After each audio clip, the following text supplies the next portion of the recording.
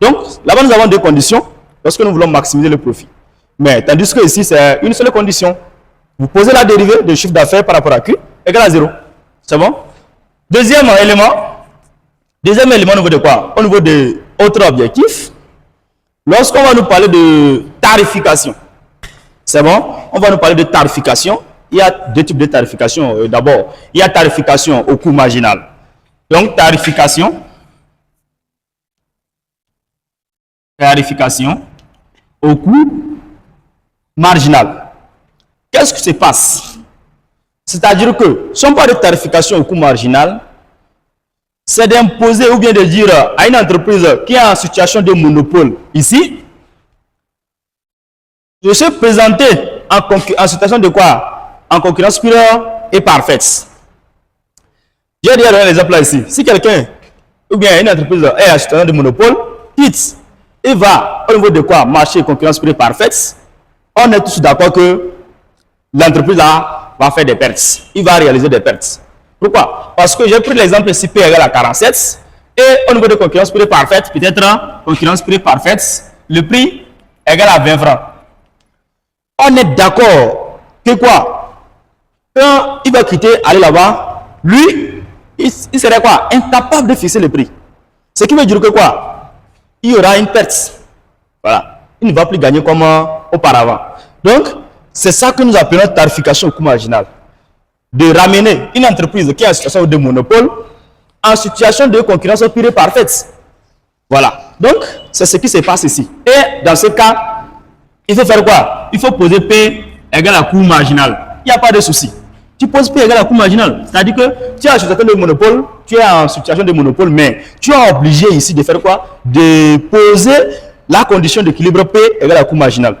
Et maintenant, tu le fais. Tu connais P. Je prends par exemple notre cas ici. P égale à 60 moins quoi? Moins 2Q. 60 égale à 60 moins 2Q. Voilà. Et peut-être je vais trouver coût marginal égale à 2Q. Ou bien je trouve Q moins 5. Voilà. J'ai ceci. Là, je peux toutefois les égaliser. Ici, le prix n'est pas comme au niveau de quoi? Concurrence peu parfaite, on nous donne le prix. Voilà. C'est une donnée. Vous voyez ça? Donc, ici, je vais juste égaliser P égale à coût marginal. Ce qui implique quoi? 60 moins 2Q égale à combien? Q moins 5. Là, voilà. Vous voyez ça un peu?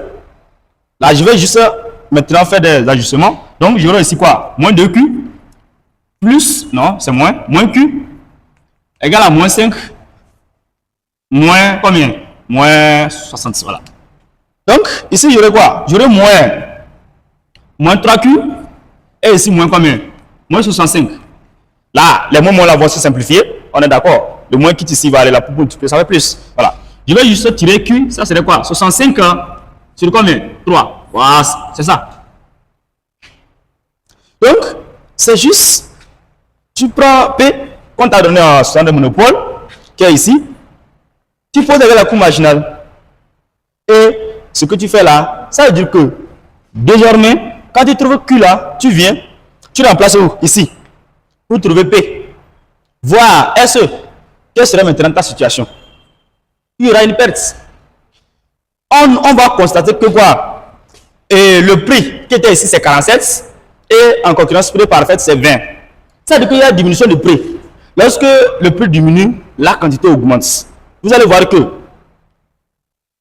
quand il va arriver là-bas, le prix diminue ça.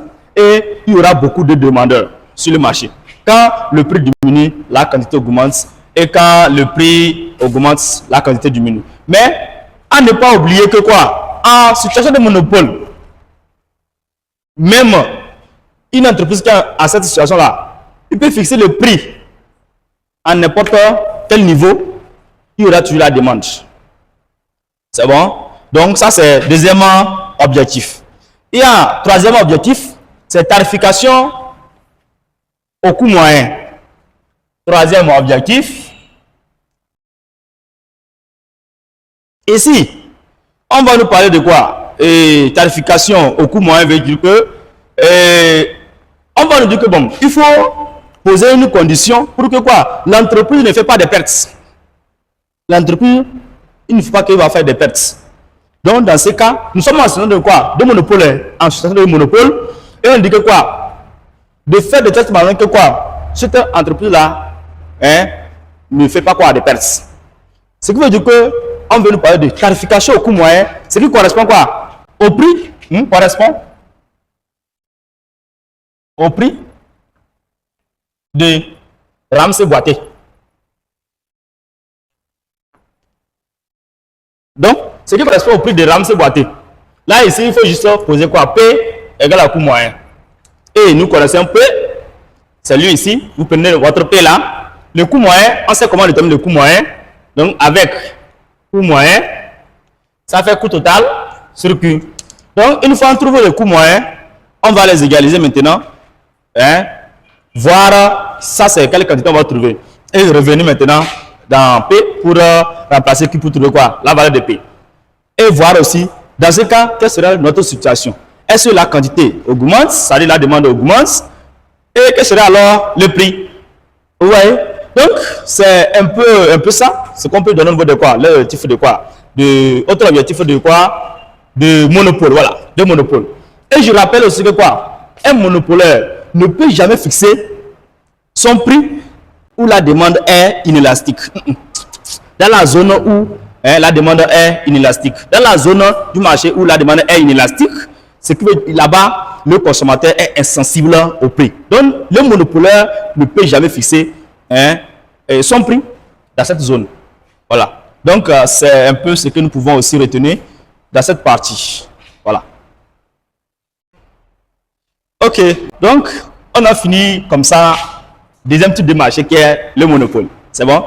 Donc, cette fois-ci, on va continuer avec quoi? Troisième type de marché qui est quoi? Concurrence monopolistique. Troisième type de marché, concurrence. Donc, ici, on a dit concurrence monopolistique. Ouais. Quelles sont les conditions qui seront réunies ici avant de parler d'un marché concurrence monopolistique? Les conditions qu'on avait citées au niveau de concurrence pure et parfaite seront réunies ici à l'exception de quoi? De l'homogénéité des biens.